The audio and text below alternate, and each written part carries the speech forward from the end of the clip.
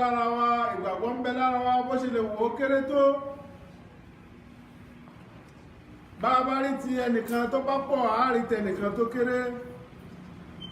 tẹni tó pọ̀ náà ó tún lè padà di kékeré nítorí pé Ànábì wa Muhammad sallallahu alayhi wa sallam ó ní al-imanu yazidu wa yankus ìgbàgbọ́ tẹ́ rí yẹn bí ṣe máa ń lékún lọ́dọ̀ ènìyàn bẹ́ẹ̀ náà ní máa ń dínkù.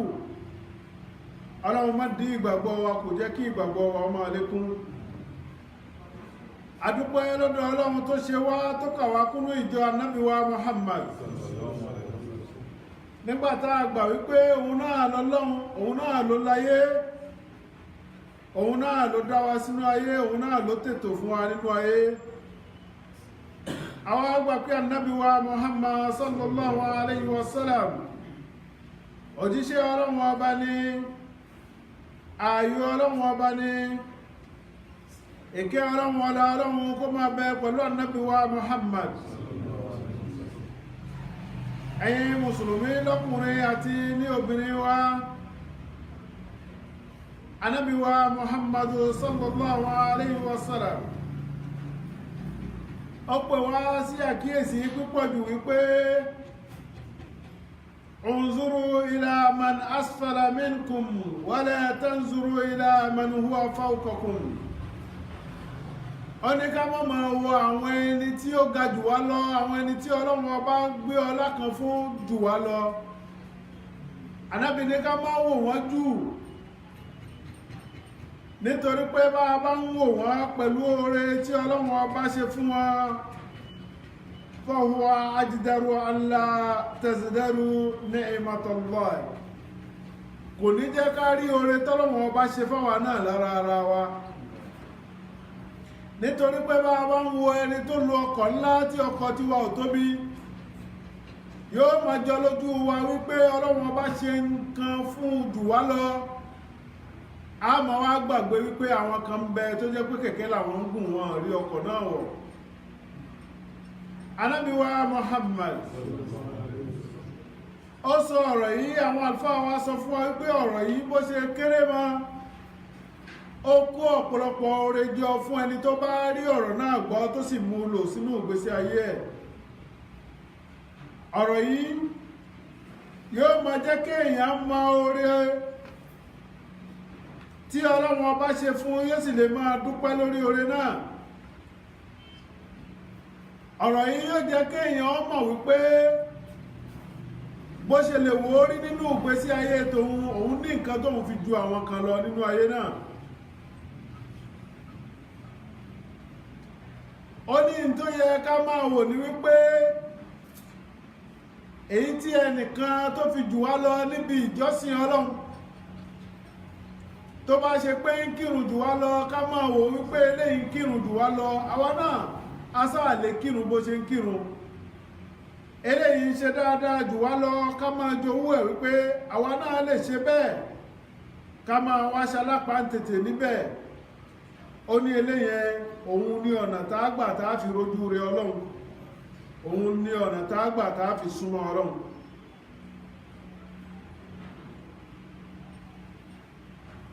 ولا يكون الإنسان على حال حساسية من الدنيا. Kò sọ́lú ẹ̀ nínú ayé tó bá wọnú ìgbésí ayé tòun tó bá sọ wípé bí mo ṣe ń lo ayé yìí kò tẹ́ mi lọ́rùn, tó bá sún síwájú yóò rí ẹnìkan tí ìgbésí ayé ò tẹ́ lọ́rùn ju tiẹ̀ lọ. Tó bá wo rẹ̀ wípé Ọlọ́run ò sì ṣoore fẹ́mi náà, yóò bá wú rẹ̀ tó wo wájú yóò rí àwọn ẹnìkan tó ṣe wípé wọn lẹ́nu tí wọ́n lè fi tọrọ wípé kí Ọlọ́run ó ṣoore náà fún wọn pẹ̀lú. Eléyìí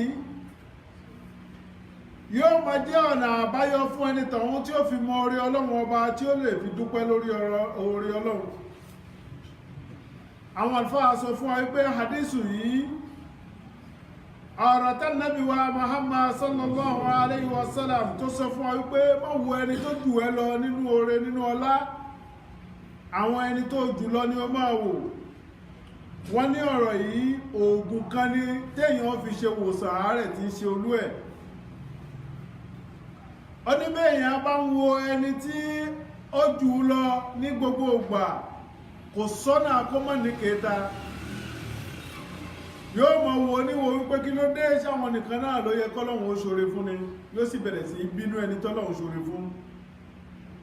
ó ń bínú ẹni tọ́lọ́hun ṣoore fún ọlọ́run ọba ní bínú nítorí pé ẹni tọ́lọ́hun ṣoore fún náà ò lè dá oore gbà sọ́dọ̀ ààrẹ bí ìbá ṣe wípé wu ọlọ́run wípé kó máa wà nínú ẹni tọ́lọ́hun ṣoore fún. ọ̀rọ̀ yìí ìwòsàn ló jẹ́ fún wa láti wọnú ọkàn wa sàn. ọ̀rọ̀ yìí yóò fún wa láǹfààní àti lè máa dúpẹ́ fún ọlọ́run lórí oore. bàbá wa wò ó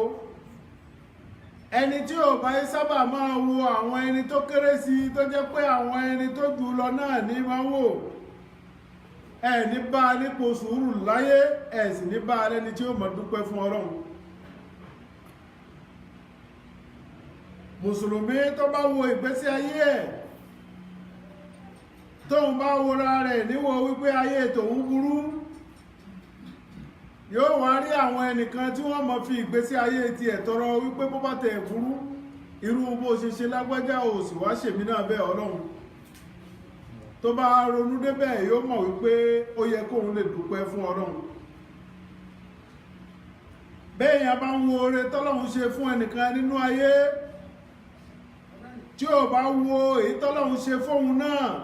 tó fi ju àwọn kan lọ onítọ̀hún yóò sì parẹ́ nínú ayé náà. àwọn ọ̀jọ̀gbọ́n wọ́n ní sahibtul agniya àwọn bá àwọn ẹni tí Ọlọ́run ọba fún lówó tó fún lọ́rọ̀ àwọn bá wọn ṣe púpọ̀ jù àwọn ṣọ̀rẹ́ wọn. fakuntu la azalu fi huzni tóun bá wọlé wọn báyìí tóun bá fẹ́ fi jáde kóun bẹ́ ìbànújẹ́ máa ń bá wọn wípé àá ṣe lè lórí méjì ni ẹ wo orú àga tí wọ́n fi ń jòkó nínú ilé wọn ẹ wo ibi tí wọ́n pín fáwọn ọmọ pé káwọn ọmọ máa gbé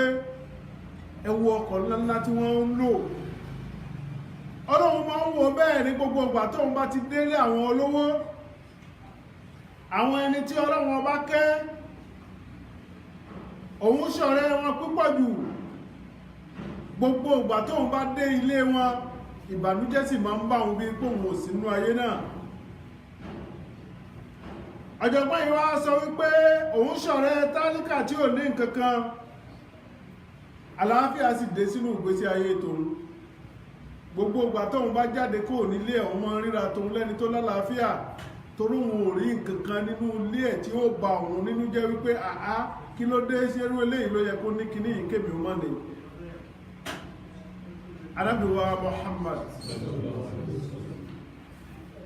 ó ní akọlù dukhura ala agniya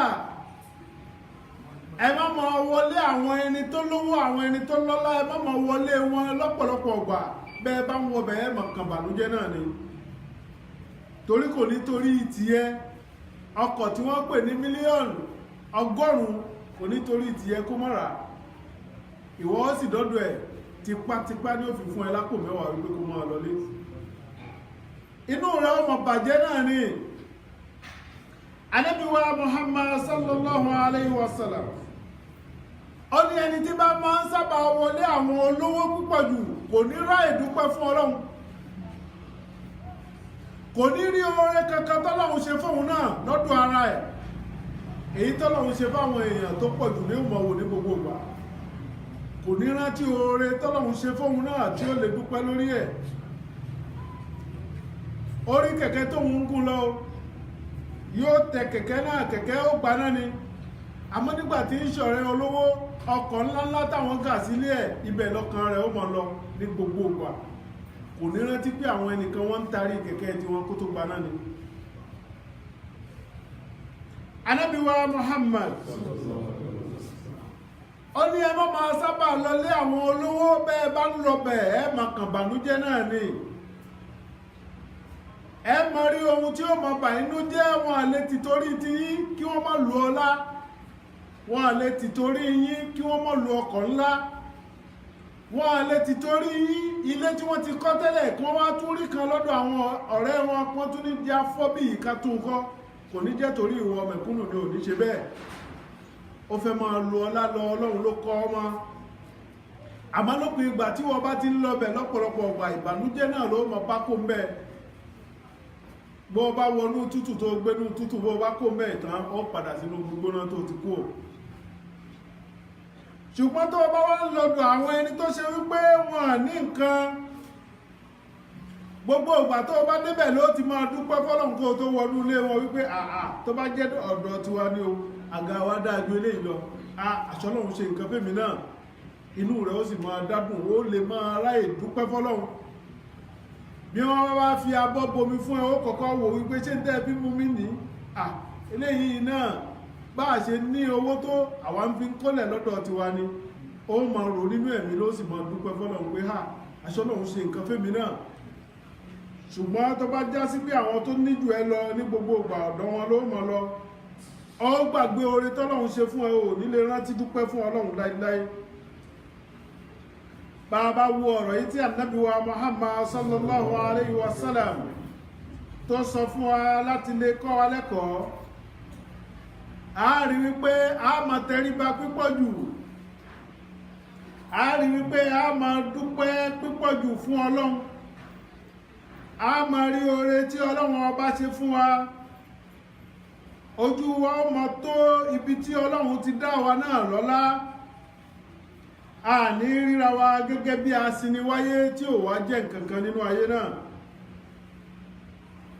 Ó ní ẹ̀kọ́ ó máa bẹ pẹ̀lú wa ní gbogbo ìgbà. Bẹ́ẹ̀ náà ni a sì máa gbìyànjú láti ṣiṣẹ́ olóore. Ó ní àǹfààní tó wà níbi kí èèyàn máa sábà ránjú wípé òun ó lọ wọ ilé àwọn ẹni tó lọ́lá. Ó ní bí ó bá ti wọlé ẹni tó lọ́lá kò ní ní ìbínú orí ẹnìkan, inú wọn ò ní máa sábà bí, kò ní rí wọn kó máa wò wọ́n bí wípé àwọn ló ya ìkàjù nínú ayé. Tí ó bá ti máa lọ bẹ̀ ní gbogbo ìgbà, yóò fún ara rẹ̀ ní ìsinmi. Tó bá wá jẹ́ sí pé ẹni tóhun jùlọ níwò ní gbogbo ìgbà, yóò sì máa ní ìfọ̀kànbalẹ̀, yóò máa mọ̀ wípé àṣẹ oore Ọlọ́run ọba kò pín síbì kan. Eléyìí ni àkíyèsí tí Ànábì wa Muhammad sallallahu alayhi wa sallam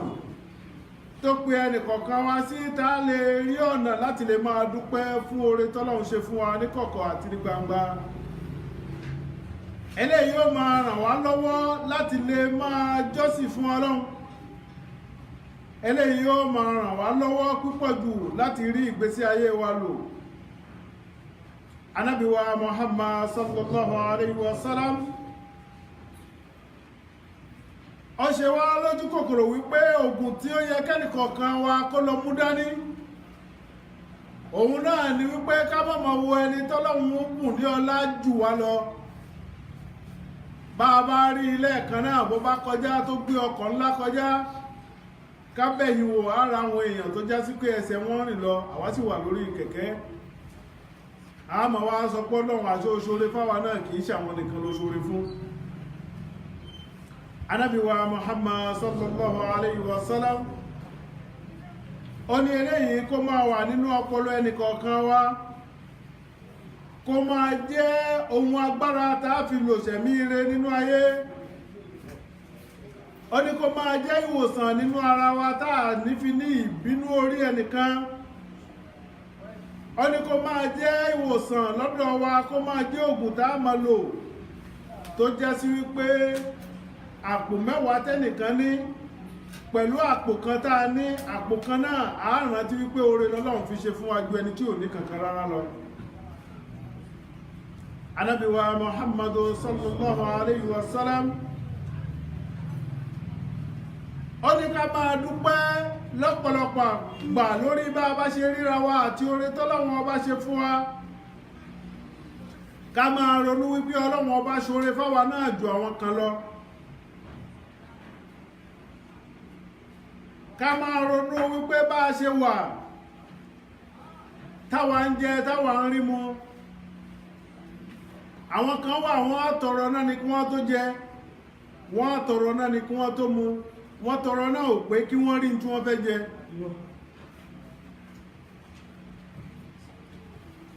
eléyìí a máa rí àwọn ẹni tó wà nínú àdánwò láti máa dúpẹ́ fún Ọlọ́run Ànábì wa Muhammadu sallallahu alayhi wa sallam ó ní ẹnikẹ́ni tó bá rí mubtala ẹni tí ń bẹ nínú àdánwò orí ẹni tí ń tọrọ jẹ ní àbí wọ́n wà lórí kẹ̀kẹ́ lórí ẹni tí ń rìn lọ ní àbọ̀ wà nínú mọ́tò ní lórí àwọn ẹni tí ń gun kẹ̀kẹ́ lọ ní tó wá sọ fún Ọlọ́run pé alhamdulillahi lazi afani mimma ibtalaka bí Ọlọ́run ohun tó fi ṣàdánwò fún lágbájá mo dúpẹ́ tó fún mi ní kinní náà orí nínú ìṣesí kan ní àbí kò ríran àbí kò gbọ́ràn ló wá dúró ló sọ fún Ọlọ́run pé mo dúpẹ́ fún ẹ ohun tó fi ṣàdánwò fún lágbájá ó sì fẹ́ mi lọ́fẹ̀ẹ́ mọ̀ ń lò Ànábì wa Muhammad ó ní gbogbo ẹni tó bá máa ń sọ bẹ́ẹ̀ ó ní àdánwò tó kan ẹni tọ̀hún ó ní kò ní kan olú ẹ̀ tó lọ́wọ́ fi kò nù ayé tó bá ń wo ẹni tó wà ní ìṣòro kan kò rí jẹ kò rí mu ni kò rí légbé ni òjò ń pa wọ́n ni ìwọ ríbi tó fẹ́ gbé àbó orí kẹ̀kẹ́ gùn ni ẹlòmí ẹsẹ̀ tó fẹ́ rìn náà ẹsẹ̀ náà ò lálàáfíà tí ó fi rí ìrìn náà rìn dáadáa ìwọ wá rí ṣe Ànábì wa Muhammad sallallahu alaihi wasallam ó ní ẹnikẹ́ni tó bá máa rírú nǹkan bẹ́ẹ̀ tí máa dúpẹ́ fún Ọlọ́run tí máa wo rẹ̀ pé Ọlọ́run ó ṣeun mo dúpẹ́ ohun tó fi ṣe àdánwò fún lágbájá tí ò ní lọ́wọ́ ó fún èmi tí mo sì ń lò lọ́fẹ̀ẹ́ lófò láìsan nǹkan lórí ẹ̀ Ànábì wa Muhammad sallallahu alaihi wasallam ó ní lam yusibuhu zalikal bala irú àdánwò tó kan onítọ̀hún tí ń dúpẹ́ oore lórí ẹ̀ pé Ọlọ́run ò fi kan òun Ànábì ní àdánwò náà kò ní kan tí ó fi kó nínú ayé gbogbo ẹni tó bá wà lórí ìṣòro kan ká mọ̀ wípé Ọlọ́run ló fi kàn án kò sákọọ́lẹ̀ wípé kò lè kàn wá náà mélòó la kà nínú àwọn ẹni tó ti rí tí wọ́n rí jẹ kódà abùjẹ bùdànù ni wọ́n àmọ́gbà tó yá wọ́n di atọrọ kí wọ́n tó lè jẹ bàbá wa rí ẹnìkan tó bá wà lórí ìṣòro kan ká mọ̀ wípé bọ́lọ́run ṣe kọ ọ̀rọ̀ rẹ̀ ní ẹ́ kìí ṣe tàìmọ́ ṣe òun náà lọ̀rọ̀ rẹ̀ fi rí bẹ́ẹ̀ Ànábì wa Muhammad sallallahu alaihi wasallam ó ní bó bá wo oríṣiríṣi àárẹ̀ tí ń ṣe àwọn ènìyàn tí àárẹ̀ náà ò ṣe é tó wá dúpẹ́ lọ́dọ̀ Ọlọ́run lórí wípé àdúrà tí ń ṣe lágbájá tí mo rí yìí Ọlọ́run ò sì fi rú ẹ̀ kàn mí ó ní Ọlọ́run ọba sì ṣọ́ ẹ látara arú àárẹ̀ bẹ́ẹ̀ tí àárẹ̀ náà kò ní fi kàn ẹ́ ó ní a máa rí ọ̀pọ̀lọpọ̀ àwọn ènìyàn wọ́n á máa lọ lórí ìbànújẹ́ púpọ̀ wọ́n á máa sọ̀rọ̀ lórí ìrìn ẹlòmí àtẹ máa sọ̀rọ̀ lórí ìrìn bẹ́ẹ̀ bá wo dáadáa kò rántí oore tọ́lọ́wọ́n bá ṣe fún ẹni tó ga ọkọ̀ ńlá kan tó kọjá tiẹ̀ níwò òun tí ò ga ọkọ̀ kọjá tó já sí wípé gbogbo bí tó bá rí ló lè sùn bílẹ̀ bá ṣú ó lè sùn ẹ̀gbẹ́ ọ̀nà ta ló sọ fún ẹ wípé bílẹ̀ bá ṣú olówó àbọ́lọ́lá kan ó láyà àti lè sùn ẹ̀gbẹ́ ọ̀nà ṣe létí sùn náà ṣọ́kàn rẹ̀ balẹ̀ ń bẹ̀ náà tẹ́lẹ̀ rí ṣé wọn àti sọ́ra wọn dẹlẹ́wọ̀n ẹlòmí ó ní kámẹ́rà yóò ní àwọn nǹkan lóríṣiríṣi àgádágodo àkàìmọye lẹ̀kùn kan ló kàn ọ̀kan ló kàn ṣé kò ti dẹlẹ́wọ̀n báyìí ìwọ ń pè é ní ọlá ni ò ń pè é ní owó ni ò ń pè é ní ìgbàyè lọ́dọ̀ wọn àwọn mọ̀ pé fìtínà lọ́lọ́run gbé fáwọn torí wọ́n ṣẹ̀rú kíní yìí títí bó ṣe fẹ́ kú náà làwọn náà kú bó ṣe fẹ́ fi nǹkan lẹ̀ ní nǹkan tí wọ́n ní bẹ́ẹ̀ làwọn náà fi nǹkan tí wọ́n nílẹ̀ gbogbo yẹn lọ pàdé wájú Ọlọ́run Ànábì wa Muhammad sallallahu alaihi wasallam ó ní máa wo ẹni tó ju ẹ lọ ẹni tó jù lọ ni ó máa wò kó bá lè dúpẹ́ oore lọ́dọ̀ Ọlọ́run nítorí pé tó bá jẹ́ wípé ẹni tó jù ẹ́ lọ ló fẹ́ máa wò ó ní rántí oore kan tọ́lọ́run ṣe fún ọ wò láyé èyí tọ́lọ́run ṣe fáwọn èèyàn òun ló mọ̀ sáré ẹ̀ ló mọ̀ ràn dúró ní ọjọ́ kan Ànábì wa Muhammad sallallahu alaihi wasallam ó mú ọwọ́ Mu'az bin Jabal Ànábì wa Muhammad sallallahu alaihi wasallam ó wá sọ fún wípé wallahi inni la uhibbuk wallahi inni la uhibbuk ó ní ìbá fẹ́rẹ̀ ju bí mo ṣe fẹ́rẹ̀ lọ Ànábì ń fi Ọlọ́run búra fún wípé ìbá tún fẹ́rẹ̀ ju bí mo ṣe fẹ́rẹ̀ lọ ó wá wò wípé tánàbí fi sọ bẹ́ẹ̀ ó nídìí Mu'az bin Jabal wá sọ fún Ànábì wa Muhammad sallallahu alaihi wasallam ó ní ṣe wáàsí fún mi bá mi sọ̀rọ̀ dájúdájú ọ̀rọ̀ kan ló fẹ́ sọ tó fi ń sọ wípé òun ò bá tún nífẹ̀ẹ́ òun ju bóun ṣe nífẹ̀ẹ́ òun lọ Ànábì wa Muhammad sallallahu alaihi wasallam ó wá ń sọ fún Mu'az bin Jabal wípé tó bá ṣe wípé ìrun wákàtí kọ̀ọ̀kan tó bá kírun bù ṣe ó ń tẹ́wọ́ síwájú Ọlọ́run tó ń sọ fún Ọlọ́run pé Allahumma a'inni ala zikrika wa shukrika wa husni ibadatika ó ń sọ fún Ọlọ́run wípé Ọlọ́run máa rán mi létí kí n lè máa dúpẹ́ fún ẹni gbogbo ìgbà tó róore tó ṣe fún mi pọ̀jù Ọlọ́run kàbí kúnú ẹni tí ó mọ̀ dúpẹ́ fún rẹ Ọlọ́run jẹ́ kí ìmánì mi ìgbàgbọ́ mi tó tún pọ̀ fún mo ju eléyìí tó fún mi lọ Ànábì wa Muhammad sallallahu alaihi wasallam ó ní tó bá máa ń ṣe bẹ́ẹ̀ ní gbogbo ìgbà èyí tún nífẹ̀ẹ́ sí ẹ ju bí mo ṣe nífẹ̀ẹ́ sí ẹ lọ nítorí pé gbogbo ìgbà tó bá ti ń dúpẹ́ fún Ọlọ́run ó mọ̀ wò ó pé o ti kẹ́ pampẹ́ lẹ̀ fóònù láti lè gba nǹkan mí lọ́dọ̀ ọkùnrin tóró sọ fún ọ nínú àwùjọ àárín wípé lẹ́yìn ìṣàkárò tó mọ̀ dáa ìdàgbù lápòmù bẹ́ẹ̀ bá ti ń dúpẹ́ yín máa fi kún fún yín ni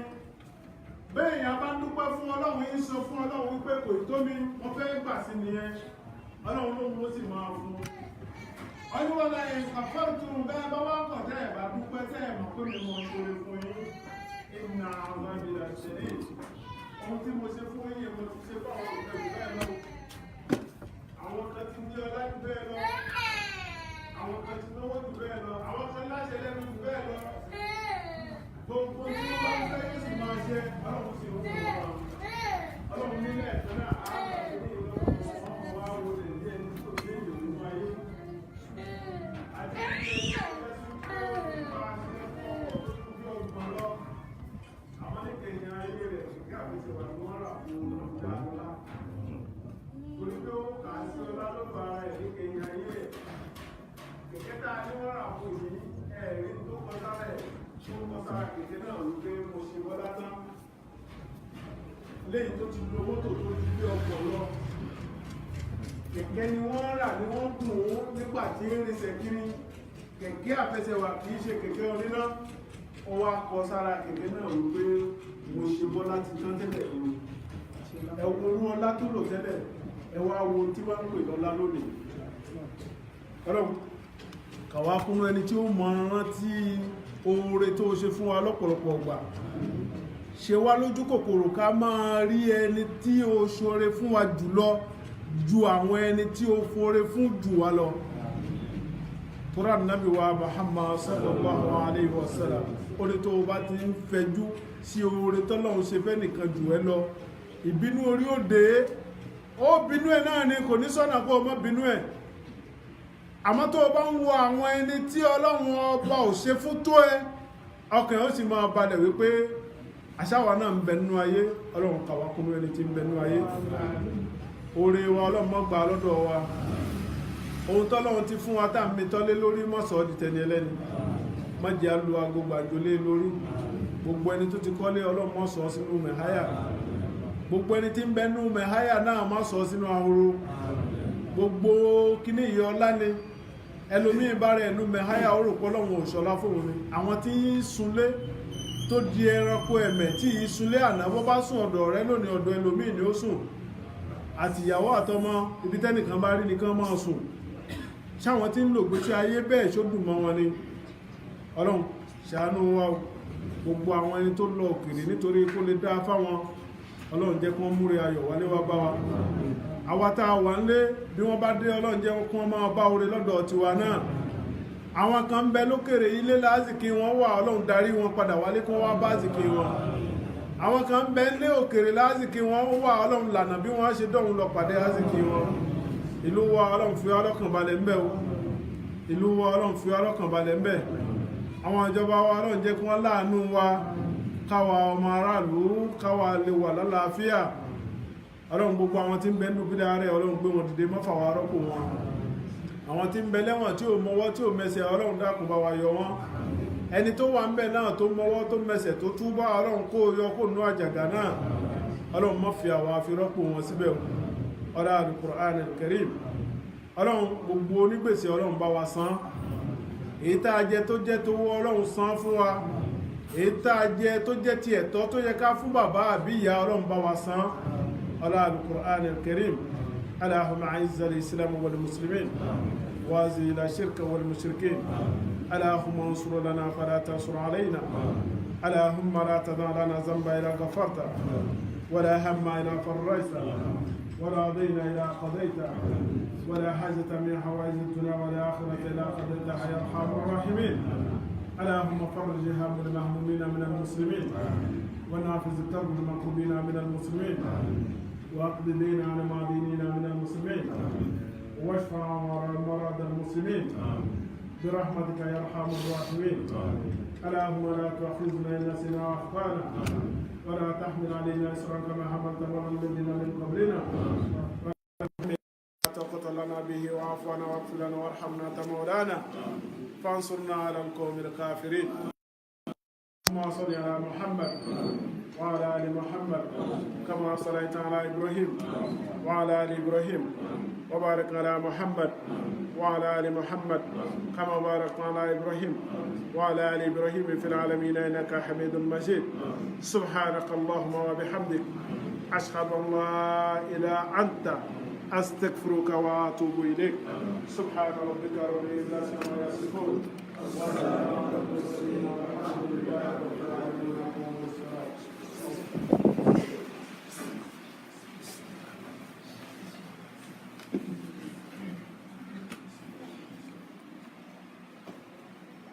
الله أكبر الله أكبر أشهد أن لا إله إلا الله أشهد أن محمدا رسول الله حي على الصلاة حي على الفلاح قد قاموا صلاة قد قاموا صلاة الله أكبر الله أكبر لا إله إلا الله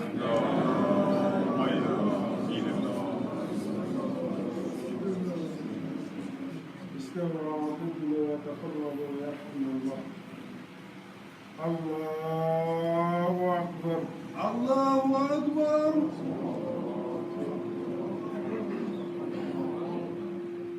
الحمد لله رب العالمين الرحمن الرحيم مالك يوم الدين إياك نعبد وإياك نستعين اهدنا صراط المستقيم صراط الذين أنعمت عليهم غير المغضوب عليهم ولا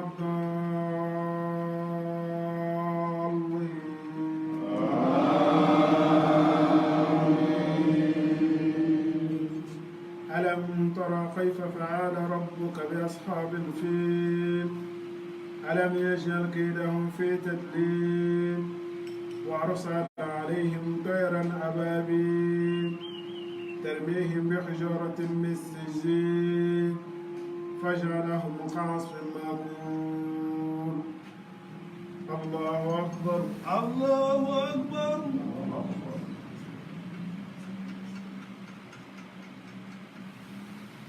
سمع الله لمن حمده ربنا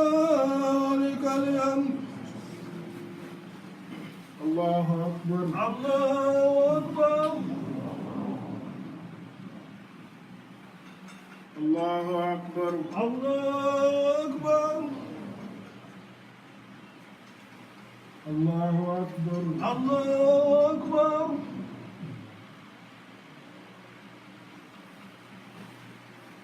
الله أكبر. الله أكبر. الحمد لله رب العالمين الرحمن الرحيم مالك يوم الدين إياك نعبد وإياك نستعين اهدنا صراط المستقيم صراط الذين أنعمت عليهم غير المغضوب عليهم ولا الضالين.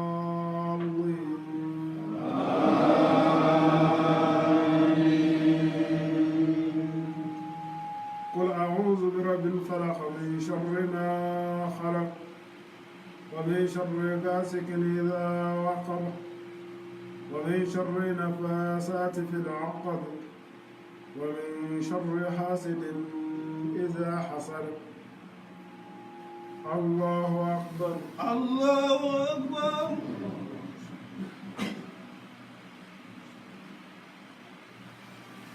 سمع الله لمن حمده. ربنا ولك الحمد. الله أكبر. الله أكبر. الله أكبر. الله أكبر. الله أكبر. الله أكبر.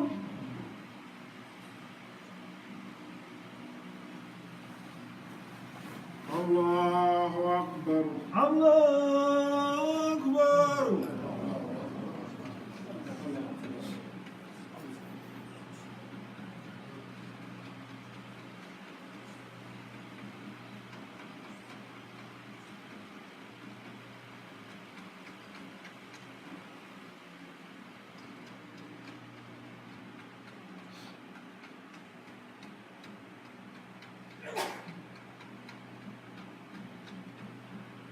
السلام عليكم ورحمة الله. السلام عليكم ورحمة الله.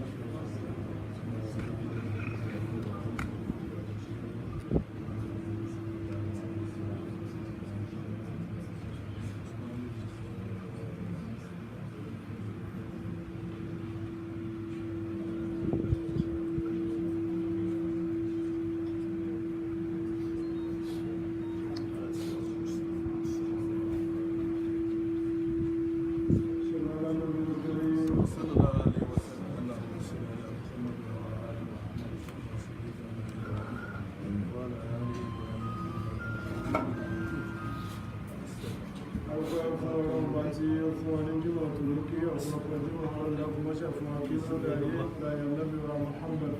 mọ́ṣẹ̀ fún fún gbogbo àwọn ọ̀wá tí àjọ kí wọn lọ́rùn ṣàlékún àlàáfíà fún àwọn ọ̀dọ́ ọmọdé wà pa àwọn kíkẹ́ ọlọ́run jẹ́ kọ́dọ̀gbà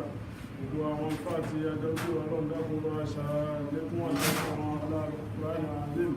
gbogbo àwọn ìyá tá àjọ kí wọn lọ́rùn bá fi ọlọ́kàn balẹ̀ gbogbo ní títà onírà àwọn fún ti àgbẹ́kà sí fún wọn bá ti ń jáde kó ní bíbá ọlọ́mọdé ajáde lé ẹ̀wọ̀n lọ́wọ́ ọmọdé ajáde lé ikú lọ́wọ́ ọmọdé ajáde lé àkóbá lọ́wọ́ aláàlá àkọ́ọ̀dà àkùnbọ́ta ìlà ìlàhìlà ìlàlẹ́m gbogbo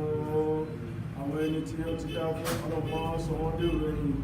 gbogbo àwọn onípèsè lọ́rùn gbogbo wa pátápátá onípèsè lọ́rùn ọlọ́wọ́ bá ní ọba tí máa bá ní sàtòsí ọlọ́mọ wa sàn aláàlá àkọ́ọ̀dà àkùnbọ́ta ìlà ìlàhìlà ìlàlẹ́m ìpèsè kan fún ọlọ́mẹta fún òkú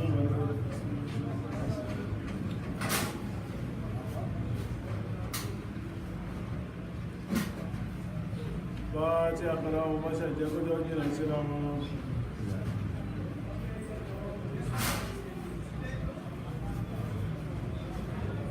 Warajuwa tí àjọ kírun àti àwọn ìyàwó wọn ni àti gbogbo jẹmọ́ àwọn bátá àjọ kírun gbogbo bà tí ìwọ́ kan sí méjì ní ìdí àríwá ọlọ́dá gbogbo ìtọ́ bá wà àánú ọlọ́run fún abẹ́kẹ̀rún wọn aláìkẹ̀rí wọn aláìfàtẹ̀